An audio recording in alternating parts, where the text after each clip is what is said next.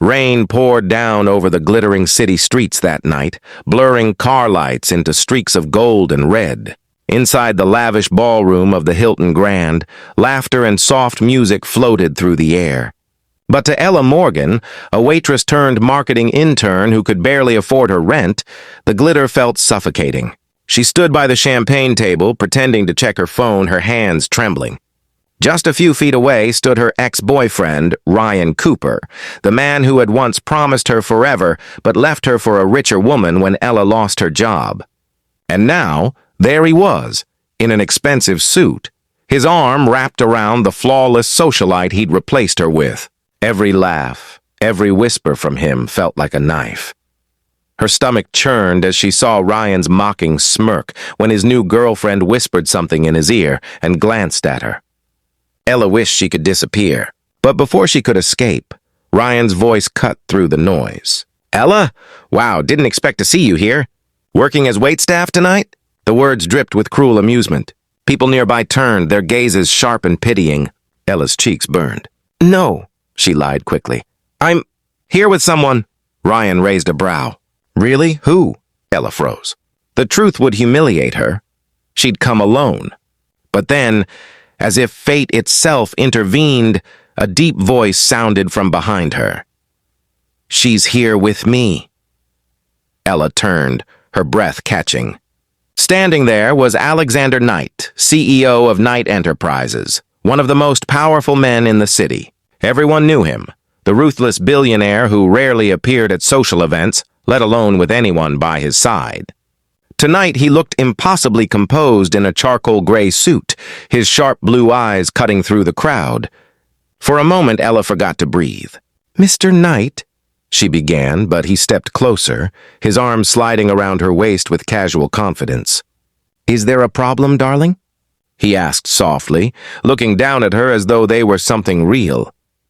The room seemed to stop. Ryan's expression faltered. You're dating him?" he stammered. Ella swallowed hard, her voice barely steady. "Yes," she said. "We've been together for a while." The lie tumbled out before she could think. Alexander glanced at her, amusement flickering briefly in his eyes, but he didn't correct her. Instead, he leaned down, brushing a soft kiss against her temple, a touch so gentle it made her heart stop. "I told you not to wait for me," he murmured just loud enough for Ryan to hear. "You always overthink things, sweetheart."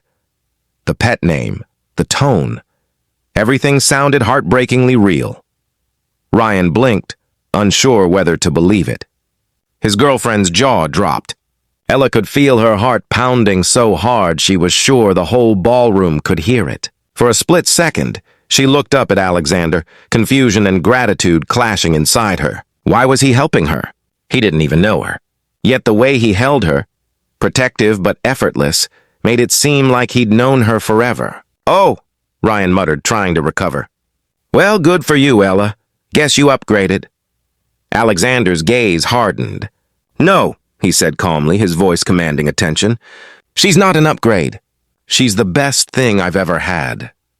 The silence that followed was electric. Ryan's smile faltered. He mumbled something about getting another drink and hurried away, dragging his girlfriend behind him. When they were gone, Ella finally exhaled, her knees weak. "You didn't have to do that," she whispered. Alexander released her slowly, his hand lingering for just a second longer than necessary. "You looked like you needed saving," he said simply. "Besides, it's not the first time I've pretended to be in love." "But you played your part well," her heart raced. "Why would a man like you even notice someone like me?" she asked, her voice small but sincere. He studied her for a long moment before answering. "Because I've been where you are, standing in a room full of people, pretending I belonged." Then, with a faint smile, he added, "You can thank me with coffee tomorrow. 9 a.m. at Knight Tower." Before she could protest, he turned and walked away, leaving her breathless amid a sea of stunned onlookers. Ella clutched her chest, feeling her heart beat like a drum. She had no idea that one impulsive lie, one act of kindness from a stranger, would unravel secrets, love and heartbreak in ways she could never imagine. The next morning, Ella stood in front of the gleaming glass doors of Night Tower, her reflection trembling in the mirrored surface. The city's skyline stretched behind her, but all she could see was her own nervous face. She clutched her worn-out bag, trying to summon courage she didn't feel. What was she even doing here? She was just an intern, barely scraping by on coffee and determination. And last night, she had somehow pretended to be the girlfriend of Alexander Knight, one of the richest, most powerful men in the country. She should have run away and never looked back, but instead she'd agreed to meet him. Part curiosity, part gratitude, and part something else she didn't dare name. When she finally entered the building, heads turned. Everyone in the lobby, receptionists, executives, even security, looked at her as though she'd walked into the wrong world. But before she could falter, a woman with sharp eyes and a clipboard approached. "Miss Morgan?" she asked. "Mr. Knight is expecting you." Ella's heart jumped. She followed the woman into the private elevator, her palms damp, her mind racing. What if he regretted helping her? What if he thought she'd embarrassed him in front of his elite friends? The elevator doors slid open with a soft chime, revealing a penthouse-level office that looked more like an art gallery than a workspace. Floor-to-ceiling windows, polished marble floors, and a view that seemed to touch the clouds. Alexander Knight stood by the window, his silhouette outlined by sunlight. He turned when she entered, his usual expression unreadable, sharp, elegant, slightly intimidating. "You're punctual," he said, gesturing toward the chair opposite his desk. "That's rare these days." Ella swallowed hard and sat. I wanted to thank you for what you did last night," she began, her voice small but steady. "You didn't have to step in, and you certainly didn't have to pretend like that." "I don't even know why you did it." He studied her in silence for a moment, then smiled faintly. "Because you asked me to." Ella frowned, confused. "I didn't—" "Yes, you did," he interrupted softly. "You didn't say the words, but your eyes did. You looked like someone who was drowning in a room full of people pretending to swim. I just reached out a hand."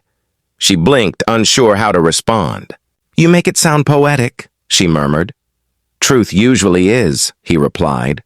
There was a quiet pause before he continued. "You handled yourself well, by the way. Most people freeze when they're under pressure, but you didn't. You played along naturally." Ella smiled nervously. "Years of pretending I'm okay have made me a decent actress." Alexander's gaze softened, the first real crack in his guarded demeanor. "You shouldn't have to pretend." His words lingered in the air. Ella looked down, her throat tightening. "Well," she said finally, trying to sound light, "pretending paid off last night. My ex won't bother me again, so—" "Thank you." Alexander leaned back in his chair. "Is that why you came here? To say thank you and disappear? I wasn't planning on disappearing."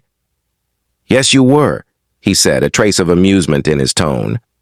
"You're the kind of person who thinks they owe the world an apology for taking up space."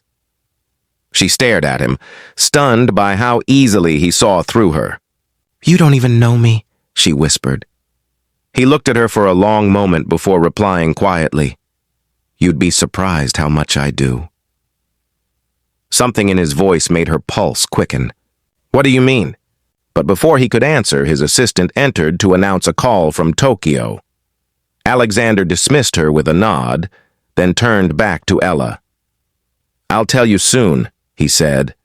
"For now, I need a favor." "A favor?" she repeated, startled.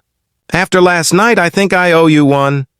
He smiled, that rare, dangerous kind of smile that made people both nervous and intrigued. "Then consider it repayment. I have a charity gala next weekend. My investors expect me to bring someone.